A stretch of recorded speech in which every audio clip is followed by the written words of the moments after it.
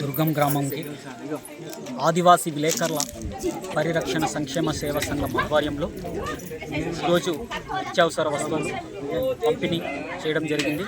చీరలు, ఆడవాళ్ళకి, చిన్నపిల్లలకి పెన్నులు, బుక్సులు వంటివి పంపిణీ చేయడం జరిగింది. అయితే ఆ దుర్గం గ్రామానికి వెళ్ళడానికి జామిగూడ నుండి సుమారుగా 20 నుండి 30 కిలోమీటర్ల వరకు కాలిబాట నడవాల్సిన పరిస్థితి ఏర్పడింది. అక్కడి నుండి నడుచుకుంటూ వెళ్ళి ఆ గ్రామానికి చేరుకొని ఆ గ్రామస్తులతో ముచ్చటించి అక్కడ ఉన్నటువంటి సమస్యలు అడిగి తెలుసుకోవడం జరిగింది.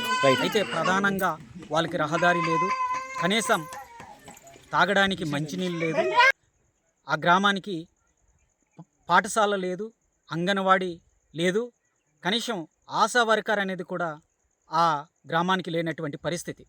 అయితే ఆ గ్రామానికి కనీస వసతులు కల్పించడం లేదు.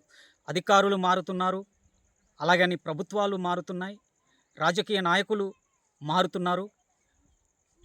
ఎన్ని మారినా ఆ గ్రామాలకు మాత్రం వాళ్ళ బ్రతుకులు మారడం లేదని చెప్పక తప్పదు. ఆ గ్రామాలకు కనీస వసతులు కల్పించాలని ప్రభుత్వానికి డిమాండ్ చేస్తున్నాం. మా ఆదివాసీ విలేకరుల పరిరక్షణ సంక్షేమ సేవా సంఘం ఆధ్వర్యంలో ఆ గ్రామానికి కనీస రహదారి నిర్మించాలని, ఆ గ్రామానికి కనీస వసతులు కల్పించాలని ఈ సందర్భంగా డిమాండ్ చేస్తున్నాం.